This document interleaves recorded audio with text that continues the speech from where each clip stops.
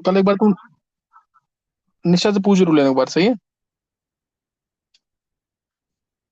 देखो first question है, IUPAC name of the following compound is.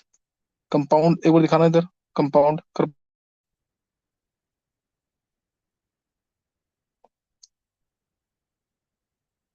नहीं। हम्म। देखो इसका आईपीसी नेम बताना है। तो इसमें तुम्हें वन देंगे क्लोरो को, टू, थ्री और फोर, ये आएगा।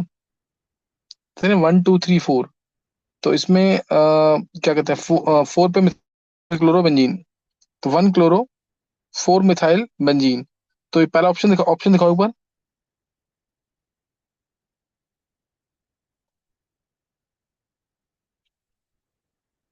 ऑप्शन दिख नहीं रहा। देखो फोर क्लोरोटोलिन करेक्ट है, क्योंकि टोलिन को आईपीसी ने में मान लिया। ये क्या है, ए और सी ऑप्शन नहीं दिख रहे।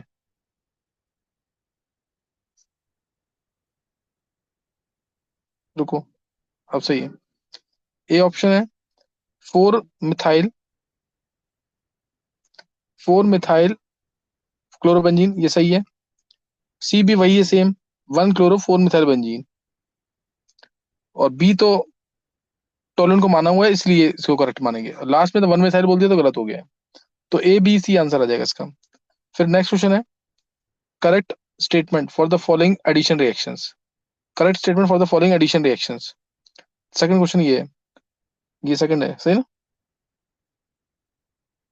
तो इसमें पहला है Br2 CH3 डाला है। तो इसमें मीजो कंपाउंड, एम और एन दोनों सेम मिलेंगे, मीजो कंपाउंड।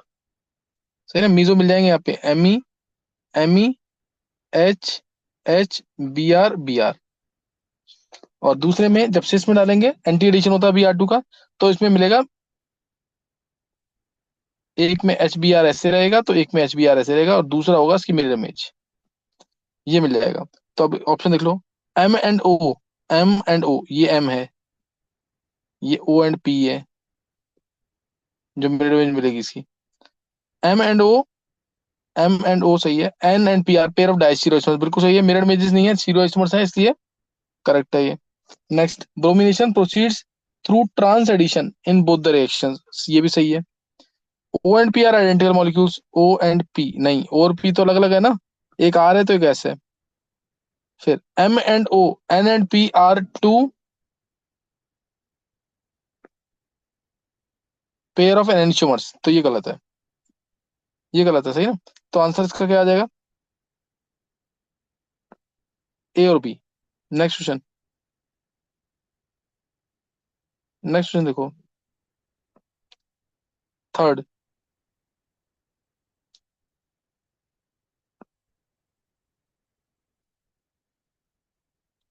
थर्ड क्वेश्चन, एक मिनट, थर्ड क्वेश्चन,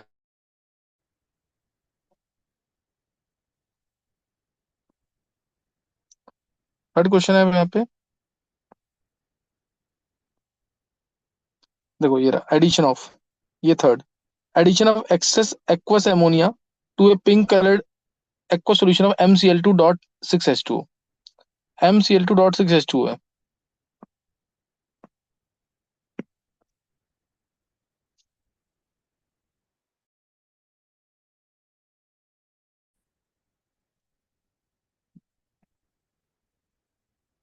देखो MCl2.6H2, ये आ जाएगा, and NH4Cl gives an octahedral complex Y in presence of air. In aqueous solution, complex Y behaves as 1:3 electrolyte। complex Y जो है 1:3 electrolyte है, और NH4Cl और अमोनिया के साथ दे रहा है ये। इसका ना ये जो है, ये तो तुम्हें पता लग गया हमें कंपाउंड कौन सा होगा, MCl2.6H2O है, सही है, MCl2.6H2O। और ये पिंक कलर का कंपाउंड है, पिंक कलर का कंपाउंड है ये, MCl2। तो अगर स्ट्रक्चर में बोलूं तो स्ट्रक्चर इसका ये होगा, MH2O6Cl2, Cl2, सही ना। अ, ये है X, इसमें अमोनिया डाला है इन प्रेजेंस ऑफ NH4Cl, तो बन जाएगा MnH3, होल 6 Cl2, तो ये बन जाएगा। और इन प्रेजेंस ऑफ एयर है तो ऑक्सीडाइज भी होगा। ये बोला ना वाई बिहेव्स एज 1:3 इलेक्ट्रोलाइट, ये वाई है। 1:3 इलेक्ट्रोलाइट होगा क्योंकि ये एयर के प्रेजेंस में ऑक्सीडाइज हो जाएगा, Cl3 बन जाएगा, ये वाई। ये वाई है। उसके बाद द इसका नेक्स्ट दे रखा है, ये क्या दे रखा है, एक मिनट, द ही लिखा है सिर्फ द,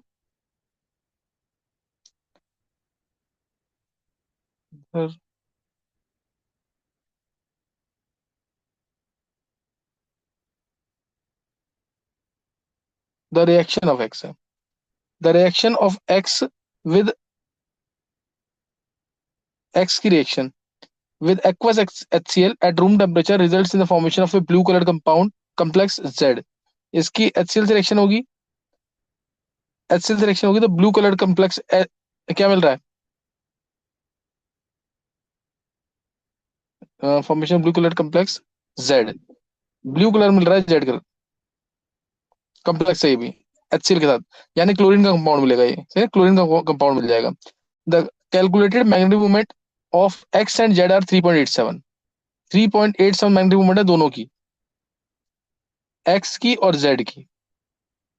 ये एक्स है और ये जेड, दोनों की मैग्नेटिक मोमेंट है 3.87, यानी इनके अंदर 3 अनपेड इलेक्ट्रॉन है। तो 3 अनपेड इलेक्ट्रॉन किसके अंदर आते हैं, यहाँ पे तुम चेक कर लो एक बार, इस कंपाउंड में और इस कंपाउंड में 3 अनपेड इलेक्ट्रॉन है। 3 अनपेड इलेक्ट्रॉन किसमें आएंगे, या तो वो होना चाहिए और चार्ज +2 हो, चार्ज +2 और 3 अनपेड इलेक्ट्रॉन कौन से होंगे, वेनेडियम का हो गया 2+, या कोबाल्ट का हो गया 2+। इन्हीं में 3 3 अनपेड होते हैं। पिंक कलर का कंपाउंड हमें पता है कि कोबाल्ट 2+ होता है, मन को लिखवा रखा है ना, मन को पिंक कलर पसंद है उस टाइप से। तो ये आ गया COH2O6 Cl2, एक्स जो है COH2O6 ये है। और यहाँ पे कोबाल्ट का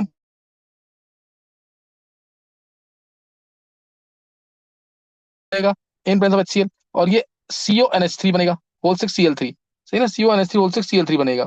तो ये अब तुम्हें यहाँ से बस अब लगा लो आइडिया क्या आएगा।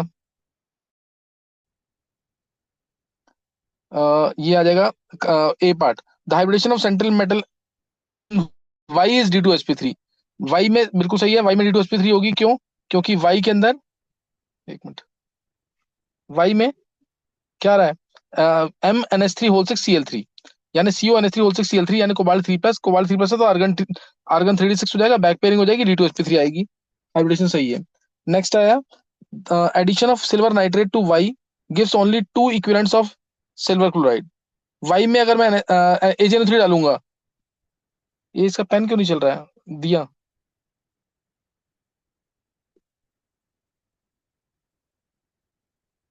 इसमें अगर डाला हमने AgNO3 तो 3 मोल मिलेंगे, Cl है ना यहाँ पे, 3 मोल मिलेगा इसका AgCl का। तो ये गलत हो गई स्टेटमेंट, ये स्टेटमेंट गलत है, सही है। उसके बाद नेक्स्ट जो है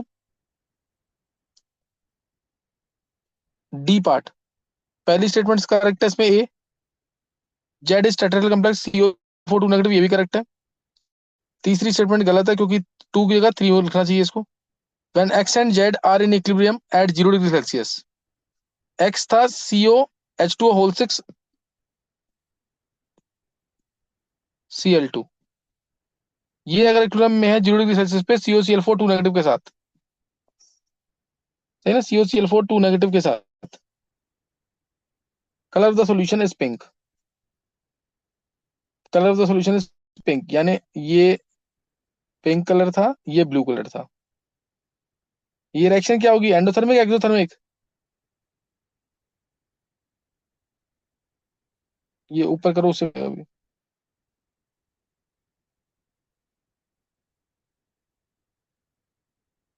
रिएक्शन देखो,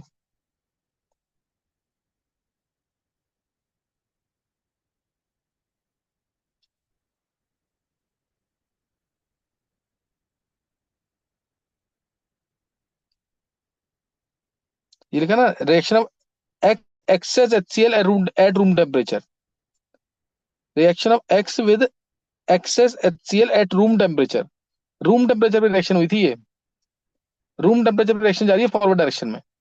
RTP, तब ये बना है COCl4 नेगेटिव, और ये रिएक्शन गई फॉरवर्ड डायरेक्शन में।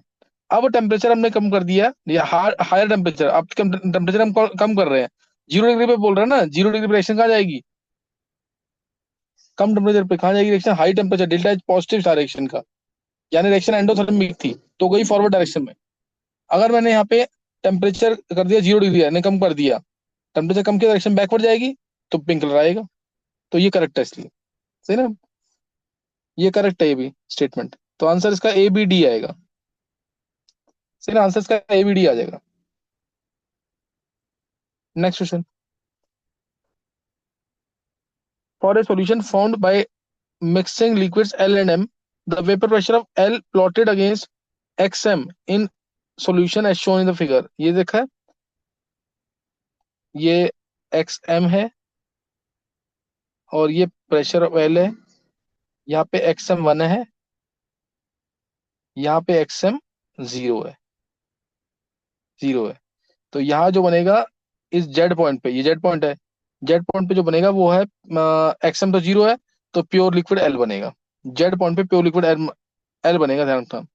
तब इसने बोला क्या है, और ये पॉजिटिव डिवीजन है ही, तुम्हें दिख रहा है यहाँ पे, स्ट्रेट लाइन प्लॉट करें तो ये पॉजिटिव डिवीजन आ रही है, पॉजिटिव डिवीजन है, यानी फोर्सेस जो हैं प्योर में ज्यादा होंगे।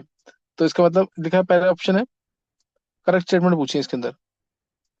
Attractive intramolecular interaction between LL in pure liquid L and MM in pure liquid are stronger, बिल्कुल सही है, प्योर लिक्विड में स्ट्रॉन्गर होंगे, पॉजिटिव डिवीजन है, then those between LM when mixed in solution, पहली स्टेटमेंट सही है। दूसरी, the point Z represents vapour pressure of pure liquid M, न प्योर लिक्विड मैंने अभी तुम्हें बताया ये L होगा, क्योंकि यहाँ पे तो XM इज इक्वल टू 0 है, जेड पॉइंट पे प्योर लिक्विड L होगा। एंड रॉल्स लॉ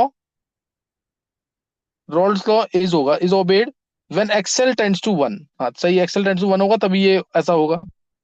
तो ये स्टेटमेंट प्योर, ये M तो नहीं होगा, प्योर लिक्विड M तो गलत हो गया, ये गलत हो गया। फिर the point Z represent vapour pressure of pure liquid L, ये सही है। And Raoult's law is obeyed when XL tends to 1, सही है, एक्सएल टेंड्स टू 1, एक्सएल 1 होगा तभी ये P नॉट L बनता है। तो यानी A और C आंसर आएगा इसका। डी वाला देख लो, the point Z represents vapour pressure of pure liquid M, ये तो गलत ही बोल रहा है, सही ना, ये गलत बोल रहा है। ये क्लियर हो गया कि नहीं? नेक्स्ट देख लो, सिक्स्थ क्वेश्चन, नहीं फिफ्थ क्वेश्चन,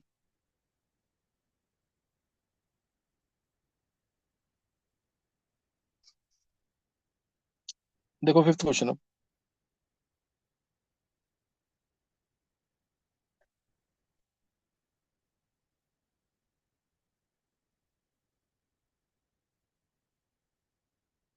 दिया, इसको हटा दो एक बार।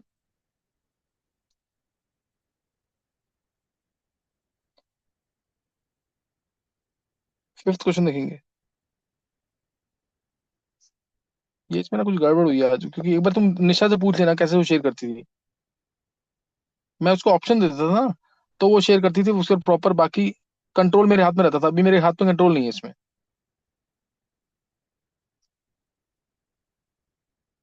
ये हटाओ उसको, दिया जो लिखा है मैंने।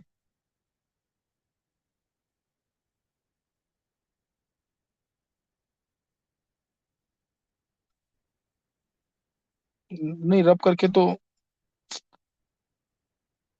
चलो देखो, पहला क्वेश्चन इसमें है, एक an ideal gas expanded from P1 V1 T1 to P2 V2 T2 under different condition, the correct one is are.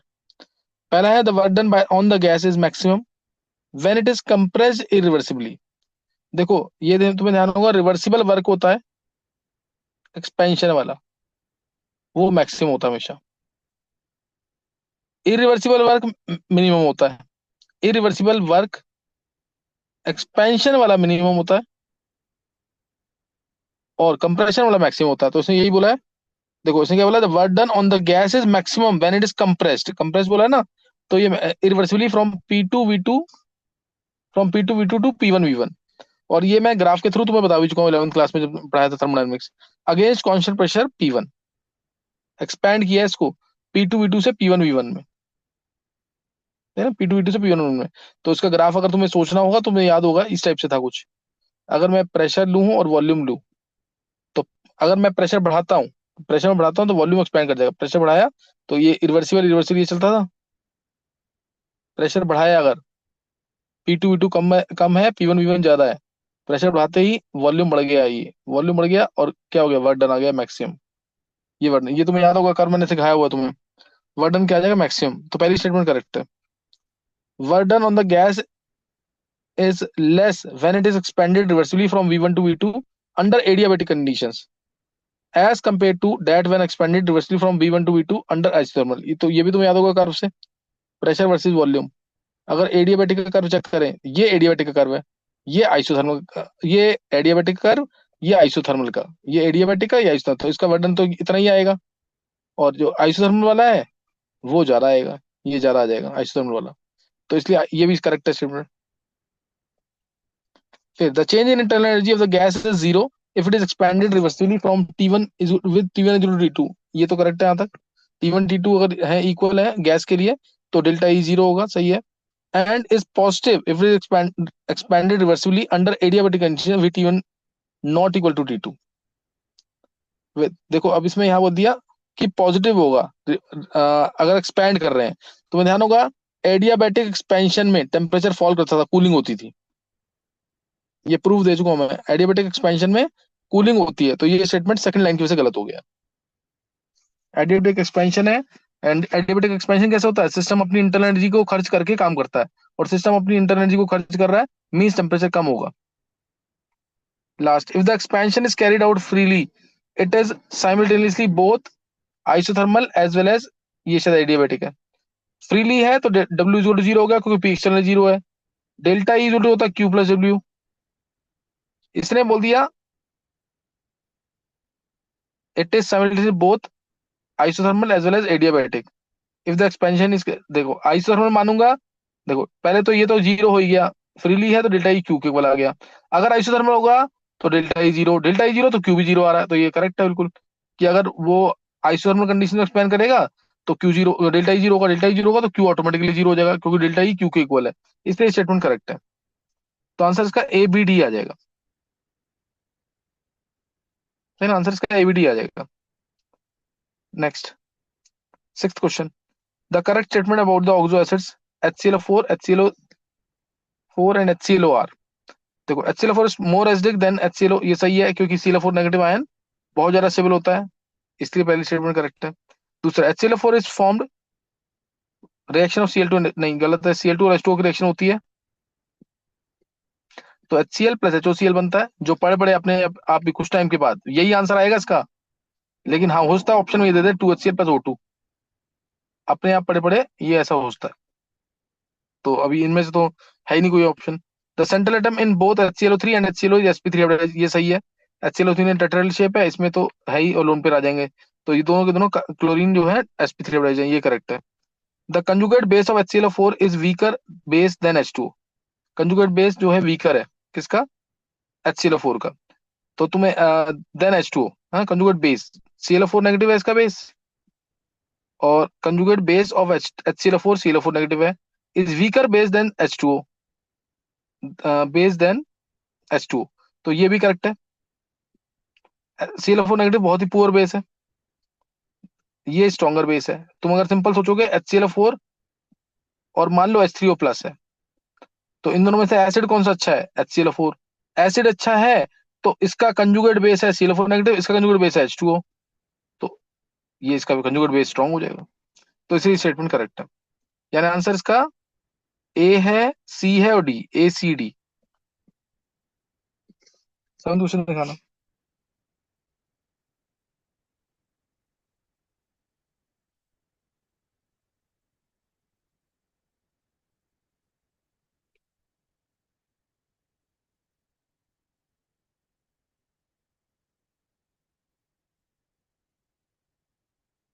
पर करो थोड़ा।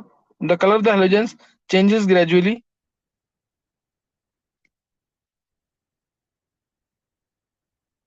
द कलर ऑफ द, ये रहा, the colour of the halogens changes violet down the group, this is due to, yellow to violet होता ही है colour, कैसे, fluorine का pale yellow, chlorine greenish yellow, bromine reddish brown, और IoT का violet ये कलर होता है। और तुम्हें पता है इसके अंदर होमोल्यूमो ट्रांजिशन होता है यहाँ से। ये है पाई स्टार और सिग्मा स्टार। इलेक्ट्रॉन यही होमोल्यूमो ट्रांजिशन यहीं पे होता है। हाईएस्ट ऑक्यूपाइड मॉलिक्यूलर ऑर्बिटल होते हैं पाई स्टार, और लोवेस्ट अनऑक्यूपाइड होता है सिग्मा स्टार। तो इन दोनों में ट्रांजिशन होता है, इसलिए ऐसा होता है। और जैसे जैसे गैप बढ़ता जाएगा, F2 से गए Cl2, जैसे साइज बढ़ेगा तो गैप साइज बढ़ेगा तो गैप कम होता जाता है, इसलिए कलर डार्क करता जाएगा। कलर, तो इसलिए ऑप्शन देख लो उसमें क्या लिखा है। पहला है इसमें option, the physical state of X2 at room temperature changes from gas to solid down the group. नहीं, ये गलत है, ये गलत है। उसके बाद decrease in HOMO LUMO gap down the group, सही है, मैंने अभी तुम्हें बताया। होमोल्यूमो के बीच में जो डिफरेंस है पाई स्टार और सिग्मा स्टार के बीच में, वो कम होता जाता है, बढ़ेगा, तो भी सही है। C, decrease in pi star sigma star gap, यही तो मैं बोल रहा हूँ, decrease in pi star sigma star gap down the group. तो ये सही है, बी और सी सही है। D, decrease in ionic energy down the group, इससे कोई लेने देना नहीं है, तो बी और सी आंसर आ जाएगा इससे। सर आपने इसका डीसी बोला था।